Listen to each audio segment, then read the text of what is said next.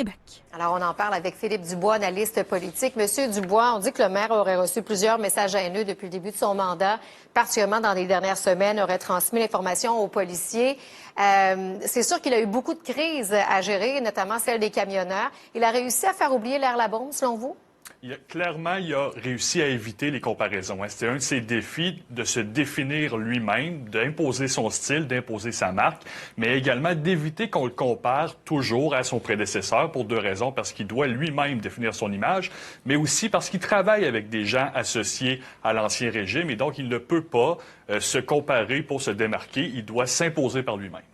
Monsieur Dubois, on disait au début de son mandat, d'ailleurs l'opposition officielle disait que M. Marchand devait faire preuve de leadership, qu'il n'avait pas encore réussi à le faire. Est-ce que vous pensez qu'en l'espace de 100 jours, il a réussi peut-être à imposer ce fameux leadership? Très clairement, les 100 premiers jours de M. Marchand ont été occupés, mais ont été aussi un succès pour lui. Il n'y a pas eu de faux pas majeurs. Les attaques des oppositions, qui est quelque chose de normal en démocratie, ne semblent pas lui coller à la peau.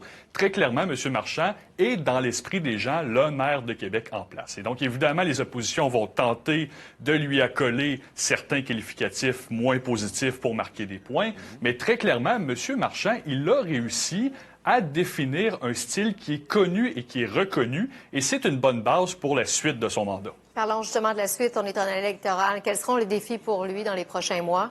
Très clairement, il y a le défi du tramway. Il l'a lui-même identifié comme étant un de ses chevals de bataille.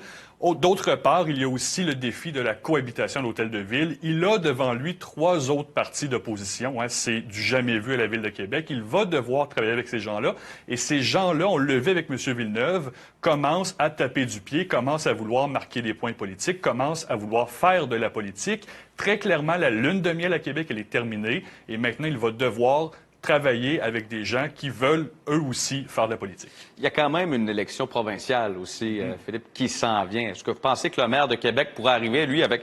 On avait... M. Labaume arrivait avec sa liste d'épicerie, là, notamment en marge d'un budget ou encore de campagne électorale. Est-ce que vous pensez que c'est un exercice que pourrait faire, M. Marchand? C'est un exercice qu'il pourrait faire et je crois que les gens s'attendent à ce qu'il fasse. Pourquoi? Parce que Québec a historiquement joué un rôle important, notamment sur le maire Labaume, vis-à-vis le gouvernement québécois. Et donc, là, il y a une élection provinciale. C'est une occasion pour une ville de se faire valoir et de faire valoir ses projets. Donc, on va voir ce que le maire va demander parce que ça risque de dicter le futur de son mandat. Le troisième lien aussi, sa position sera importante. Il a dit qu'il attendait la science, une première pelletée de terre avant les prochaines élections.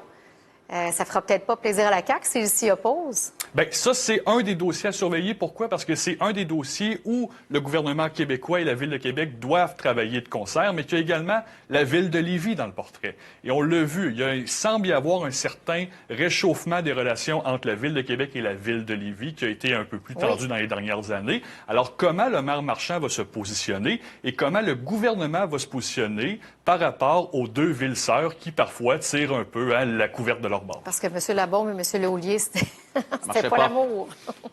Merci beaucoup, Philippe Dubois, d'avoir été des nôtres. Bonne soirée. Bonne soirée, à bientôt.